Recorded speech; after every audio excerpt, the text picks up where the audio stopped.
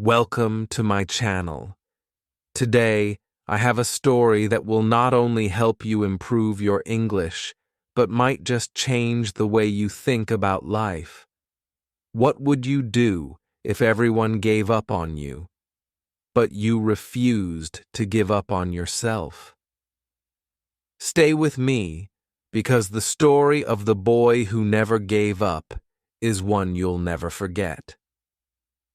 Chapter 1. The boy who was always last Arav was 14 years old, quiet, and always sitting at the back of the classroom. He was the kind of boy most people didn't notice, and if they did, it was only to laugh at him or remind him that he was never good enough. In school, he struggled with every subject. He often failed tests, stumbled through reading assignments, and couldn't keep up with the others. His classmates teased him, calling him slow. Even the teachers had given up on him. He heard one of them once whisper to another, "He'll never amount to anything." Those words stayed with him like a shadow that followed him everywhere. At home, life wasn't much easier.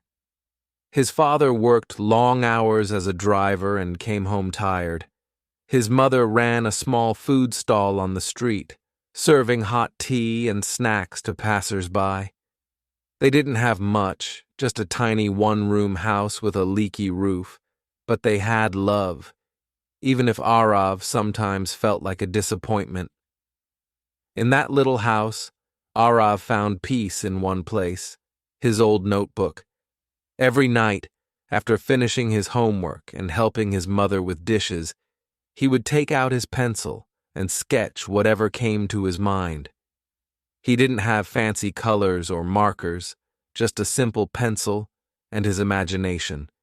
He drew trees, animals, superheroes, even his dream house, a small home with bright windows where his family would never have to worry again. Drawing made him feel like he was in control, like maybe, just maybe, there was something inside him that was good.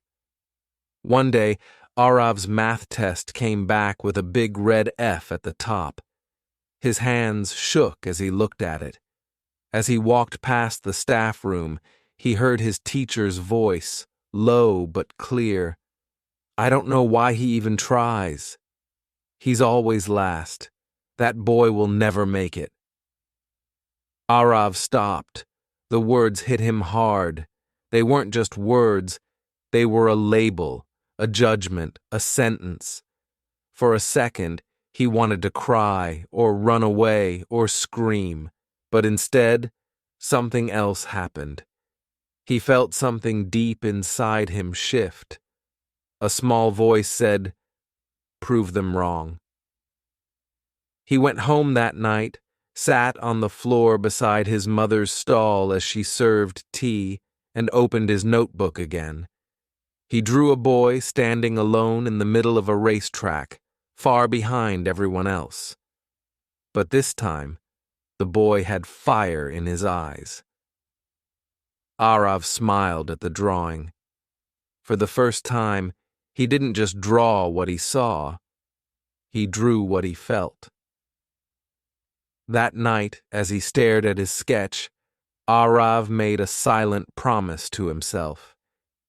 He said, "They think I'm nothing now, but one day they'll remember my name." It wasn't loud, it wasn't dramatic, but it was real, and it was the beginning of something that would change his life forever. He didn't have a plan. He didn't even know where to start. But he had one thing most people didn't notice. He had heart. And sometimes, that's all you need. Because a small flame, if protected and fed, can one day become a fire. And for Arav, that fire had just been lit. Chapter 2. A Stranger's Words. One rainy afternoon, Arav sat beside his mother's small food stall, his school bag at his feet, and his old sketchbook balanced on his knees. The streets were quiet, wet from the heavy rain. Steam rose from the cups of tea his mother served, and the scent of fried snacks filled the air. Arav didn't care about the weather. His pencil moved slowly across the page as he tried to draw a tiger, strong, focused, powerful. He wasn't copying from a picture. It came from his mind, from something he wished he could be. Fearless. An old man walked up to the stall, holding an umbrella and a book. He ordered tea, then noticed Arav's drawing. He didn't speak at first.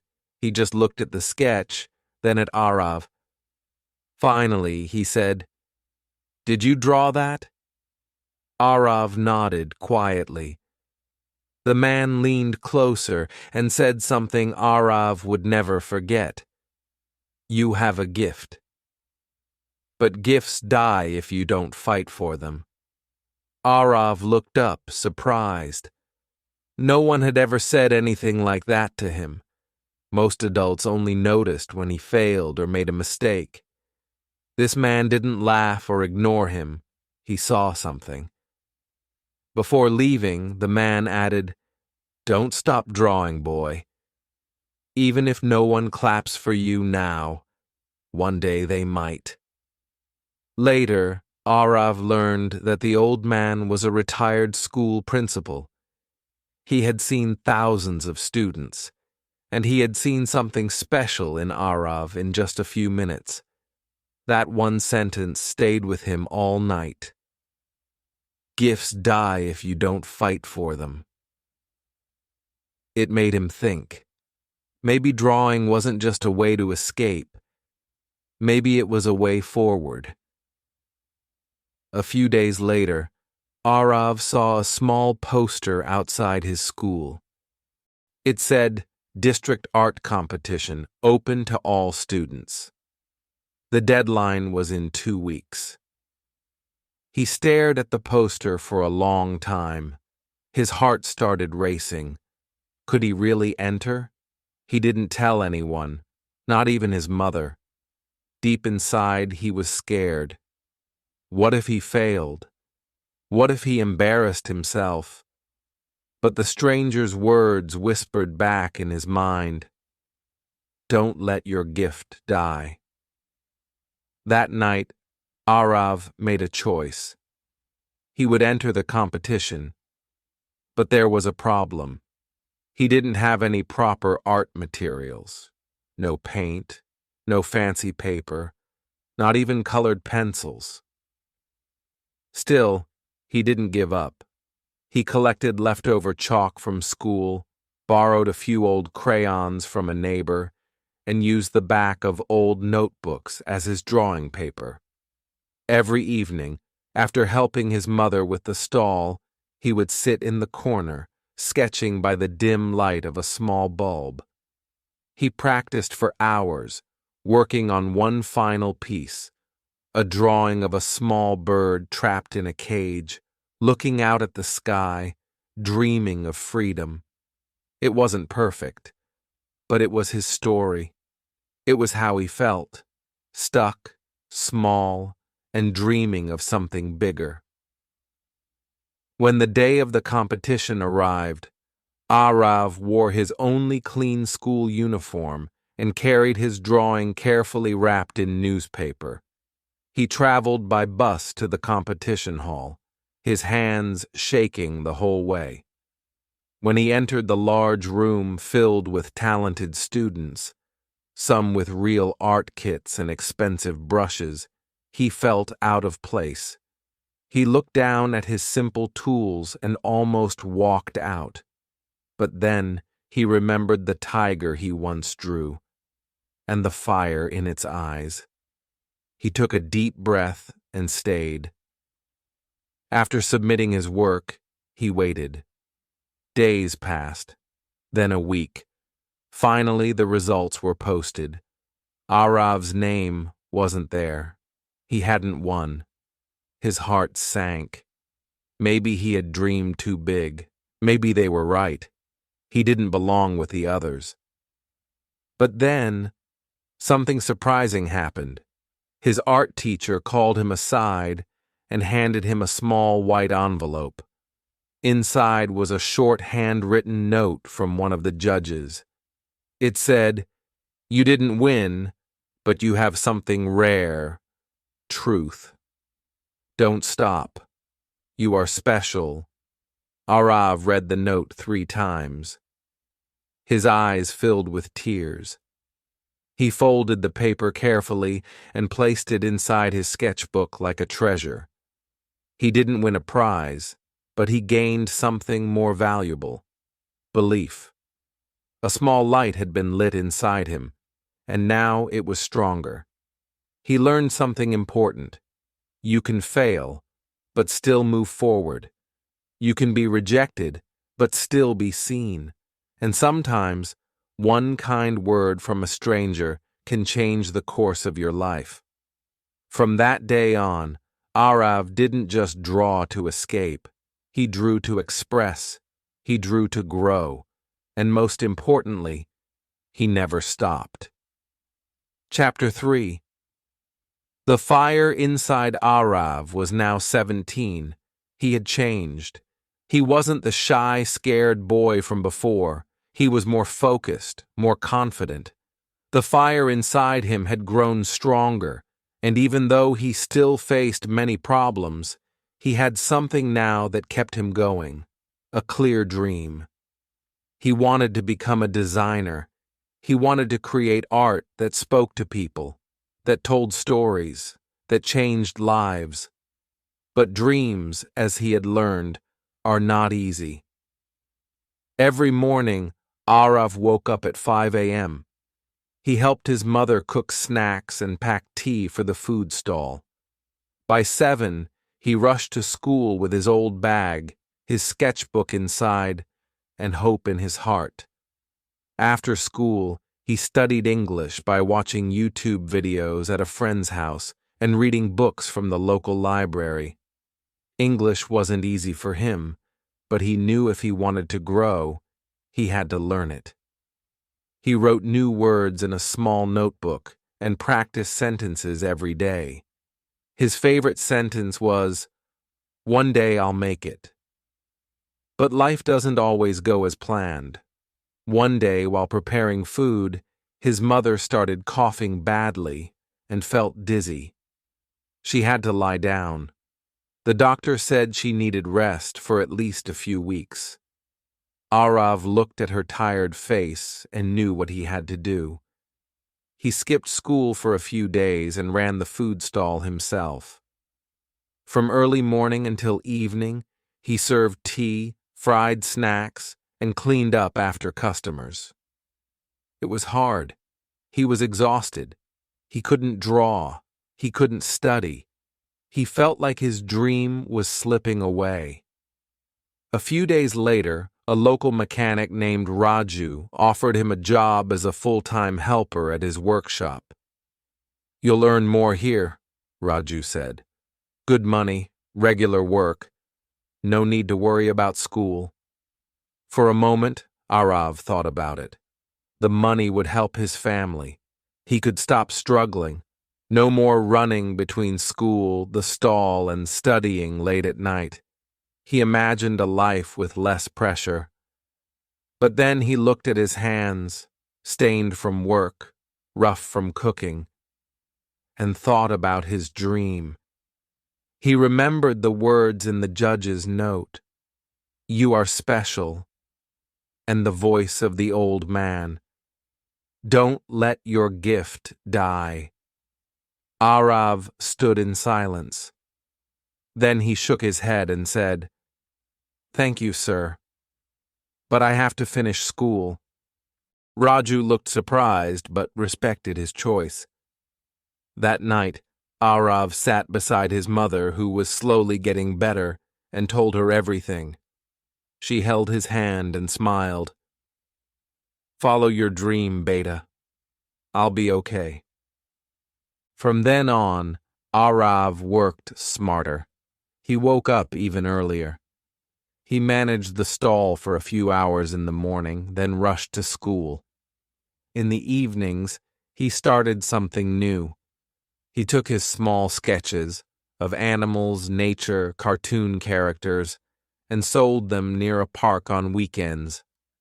People passing by started noticing his talent. Some bought his drawings to hang in their homes. Others asked for custom pieces. One kind man even paid him to design a signboard for his shop. With every sketch he sold, Arav felt closer to his dream. The money wasn't much, but it gave him confidence. It told him he was moving forward, step by step. He started saving for better art supplies. He also improved his English, slowly but surely. He began writing short messages under his drawings in English. Never give up, dream big, you matter. People loved it. Still, the road wasn't easy. There were nights he fell asleep while studying, days when his feet hurt from standing too long, moments when he felt like giving up. But every time he reached that breaking point, he reminded himself why he started. He thought about the boy who once felt invisible, the boy who was always last, and he told himself, that boy is gone. I'm not giving up. By the end of the year, Arav had improved in school. His English teacher noticed his progress and even praised him in class. He was no longer the boy everyone ignored. He had become someone others looked at with respect. Not because he was the best, but because he refused to quit. This chapter of Arav's life was not filled with big wins or awards, but it was filled with quiet victories, choosing school over a job, selling his art instead of giving up, learning English one word at a time. He had learned that success doesn't come all at once. It comes through small, painful daily choices, and every time you choose your dream, even when it hurts, that fire inside you grows stronger. Chapter 4. The Boy Who Never Gave Up. Arav was now in his early 20s. He had finished school, kept drawing, and built a small name for himself in his town. People now called him the boy with magic hands, and children gathered around him on weekends to watch him draw colorful animals, faces, and dreamlike landscapes. But Arav wanted more. He wanted to go beyond his town, to explore the bigger world, and most importantly, to learn real design. Not just from books or the internet, but from professionals. One evening, while scrolling through a borrowed phone at the library, Arav saw a post from a well-known design studio in the city. They were offering internships for young artists, no degree required, just a portfolio and passion. Arav's heart beat faster. This was it. This was the chance he had been waiting for. He quickly noted down the deadline, gathered his best sketches, and prepared a simple portfolio using old folders and string. But when he checked the cost of the train ticket to the city, his heart sank. He didn't have enough money. For a moment, he sat in silence. Should he forget the idea? Should he wait another year? But then he remembered something he had written long ago under one of his drawings. Never give up. So he didn't. Instead, he made a plan. Arav sold one of his oldest, most special sketches, the one of the bird in the cage, to a shop owner who had always admired it. He used part of that money for food and packed the rest in his shirt pocket. Since the train was too expensive, he decided to walk part of the way and hitchhike the rest. The journey took 2 days. He slept near a petrol station one night and shared food with a kind truck driver the next day. When he finally reached the city, he was tired, dusty, and a little late. He ran the last few blocks to the studio, clutching his sketchbook. By the time he arrived, he was sweating, clothes wrinkled and shoes dirty. The receptionist looked at him with surprise and said, "You're late." Arav's heart dropped. "Please," he said, breathless, "just let them see my work." He was taken to a small room where a few interviewers were sitting. Arav stood awkwardly, feeling embarrassed. One of them looked him up and down and asked, "You didn't bring a digital portfolio?" Arav shook his head and handed over his old sketchbook. It was worn out, the corners bent, and pages smudged. The room was silent for a while as they flipped through the pages. Then one man said something Arav would never forget. "You didn't come prepared, but you came with heart." They asked him questions, not just about his art, but about his life. Arav told them everything: the food stall, the night studies, the competitions, the failures, the fire that kept him going. At the end of the interview, one of the panelists smiled and said, "We want people who fight for their dreams." You're in. Arav couldn't believe it. He walked out of that building not just with hope, but with a real opportunity. Over the next few years, Arav worked harder than ever. He learned professional design tools, studied branding, practiced English speaking with his colleagues, and even started helping the studio with community projects. His talent grew, but so did his confidence. Step by step, Arav moved from intern to full-time designer. Eventually, with the support of two friends from the studio, Arav co-founded a small creative agency focused on helping children from poor towns learn art and English. "No kid should feel forgotten like I once did," he said. His agency ran free weekend workshops, gave out sketchbooks and pencils, and helped talented kids believe in themselves. Years later, Arav returned to his hometown. The same dusty street, the same little food stall, now run by his younger brother. But this time, he came not as the boy who was always last. He came as a man who never gave up. He used his savings to open a small but beautiful art school right in the heart of the town. The walls were painted with his own drawings. There were books, art supplies, and posters that said things like, "You matter," and "Keep dreaming." On the first day, he gave a short speech. "This town once told me I couldn't succeed. But today, I'm here to tell every child, you can. It won't be easy. There will be pain, failure, and long nights. But if you keep going, if you keep believing, you'll get there. Don't wait for the world to believe in you. Believe in yourself first." Arav's journey teaches us something powerful, that hard work always finds a way. Even when no one supports you, even when you have nothing, even when the road is long and difficult. All you need is heart, discipline, and a refusal to give up. He wasn't the smartest, the richest, or the most talented, but he had one thing others didn't. He kept going.